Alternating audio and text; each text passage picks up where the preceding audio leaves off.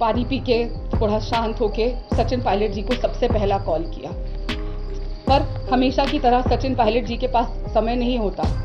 उनके पीए ने फ़ोन उठाया और उन्होंने कहा कि हम गाड़ी में हैं, हम सरगुजा जा रहे हैं, और मेरी उनसे 1 मिनट बात हुई और मैंने उनको पूरा के पूरा घटनाक्रम से अवगत कराया। उन्होंने कहा कि 1 मिनट रुकिए। उन्होंने वहाँ पे बात करी और मुझे कहा आप चुप रहिएगा, चुनाव का समय है, बिल्कुल चुप रहिएगा, कुछ मत करना, और उन्होंने फ़ोन रख दिया। गाड़ी में पीछे सीट पे बैठा हुआ आदमी, अगर एक महिला अपनी खुद की पार्टी की एआईसीसी ऑफिस बेरर के साथ इतनी बड़ी घटना हो रही है और वो बात नहीं कर पाए। दूसरा कॉल मैंने भूपेश बघेल जी को किया, उन्होंने फ़ोन कॉल नहीं उठाया। तीसरा कॉल मैंने पवन खेड़ा जी को किया, वो शायद किसी सभा में थे, उन्होंने भी फ़ोन नहीं उठाया। भूपेश बघेल जी ने मुझे कॉल बैक किया, मेरी उनसे 3.5 मिनट बात हुई। पूरी बात सुन के सामने से जब मैंने उन्हें कहा कि मुझे इतनी पीड़ा हो रही है, इतना घबरा गई हूँ, मैं अस्पताल से वापस आ रही थी उस समय, तो मैं सोच रही हूँ कि मैं राजनीति ही छोड़ दूँ। तो भूपेश बघेल जी ने सामने से मुझे कहा नहीं, तुम छत्तीसगढ़ छोड़। चीखती चिल्लाती बिलबिलाती, और मैं सिर्फ इतना कहती रही, दिखात बताती रही कि मेरे साथ क्या हुआ है। लेकिन जो प्रदेश के महामंत्री भी थे वो जूते उतार के बैठे रहे, कोई नहीं खड़ा हुआ। किसी ने उस आदमी को नहीं बुलाया, किसी ने नहीं पूछा क्या हुआ, और एक तमाशा वहाँ बनता रहा। मेरी घड़ी 154 पे मेरा बीपीएम चला गया, और घड़ी ऐसे फट कर रही थी, लग रहा था कि घड़ी ही फट जाएगी। मेरे हाथ पैर ठंडे पड़ गए। मैं वो सोचती भी हूँ तो मेरे रोंगटे खड़े हो जाते हैं जो मेरे साथ उस पल हुआ।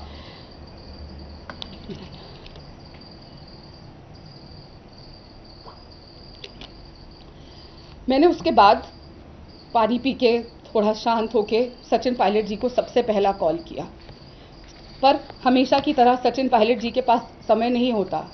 अगर आपको वहाँ पे किसी से बात करनी है, प्रभारी जी हैं वो, लेकिन वो बात नहीं करते, सिर्फ उनके पीए बात करते हैं। पार्टी में प्रभारी का काम ही उनके पीए करते हैं। उनके पीए ने फ़ोन उठाया और उन्होंने कहा कि हम गाड़ी में हैं, हम सरगुजा जा रहे हैं, और मेरी उनसे 1 मिनट बात हुई और मैंने उनको पूरा के पूरा घटनाक्रम से अवगत कराया। और उन्होंने कहा कि 1 मिनट रुकिए। उन्होंने वहाँ पे बात करी और मुझे कहा आप चुप रहिएगा, चुनाव का समय है, बिल्कुल चुप रहिएगा, कुछ मत करना, और उन्होंने फ़ोन रख दिया। मैंने फिर फ़ोन लगाया कि मेरी सर से बात करा दीजिए, लेकिन कहा अभी व्यस्त है, हम गाड़ी में सरगुजा जा रहे हैं। गाड़ी में पीछे सीट पे बैठा हुआ आदमी, अगर एक महिला अपनी खुद की पार्टी की एआईसीसी ऑफिस बेरर के साथ इतनी बड़ी घटना हो रही है और वो बात नहीं कर पाए। दूसरा कॉल मैंने भूपेश बघेल जी को किया, उन्होंने फ़ोन कॉल नहीं उठाया। तीसरा कॉल मैंने पवन खेड़ा जी को किया, वो शायद किसी सभा में थे, उन्होंने भी फ़ोन नहीं उठाया। चौथा कॉल मैंने जयराम रमेश जी को किया, उन्होंने भी फ़ोन नहीं उठाया।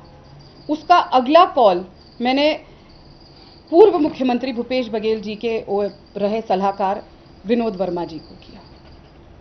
उनसे मेरी बात हुई। एक जो वीडियो मेरा रोता हुआ किसी ने बना के डाल दिया था, मैं बहुत शुक्रगुजार हूँ जिस भी इंसान ने वो वीडियो बना के डाला। लोगों को मेरी हालत और दुर्दशा तो पता चली कि मेरी क्या हालत हो रही थी, वरना कभी मेरी बात बाहर नहीं आ पाती। तो मैं उनसे बात कर रही थी और मैं उनको ये बता रही थी कि क्या बीता, और उधर से भी मुझे सामने ये बोला गया कि तुम कोऑर्डिनेट करके नहीं चलती। क्या अगर मैं कोऑर्डिनेट करके नहीं चलती तो इसकी सज़ा ये होगी कि 3 आदमी बदसलूकी करके मुझे अंदर कमरे में बंद कर लेंगे, वो भी हमारे मंदिर के अंदर। तब भी मैं रोती रही, चिल्लाती रही, मैं ये कहती रही कि सर कुछ कीजिए, मैं सुरक्षित महसूस नहीं कर रही, कोई एक्शन लीजिए, लेकिन किसी ने नहीं सुनी। उसके बाद मेरी पवन खेड़ा जी से बात हुई, उनको मैंने पूरा वाक्य बताया, तब भी मुझे डांट पड़ी कि नहीं, तुम जो कर रही हो गलत है, अपनी आवाज़ उठा रही हो वो गलत है। उसके बाद भूपेश बघेल जी ने मुझे कॉल बैक किया, मेरी उनसे 3.5 मिनट बात हुई।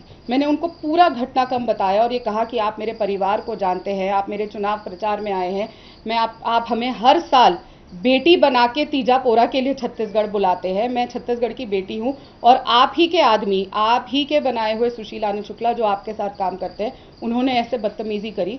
पूरी बात सुन के सामने से जब मैंने उन्हें कहा कि मुझे इतनी पीड़ा हो रही है, इतना घबरा गई हूँ, मैं अस्पताल से वापस आ रही थी उस समय, तो मैं सोच रही हूँ कि मैं राजनीति ही छोड़ दूँ। तो भूपेश बघेल जी ने सामने से मुझे कहा नहीं, तुम छत्तीसगढ़ छोड़ दो।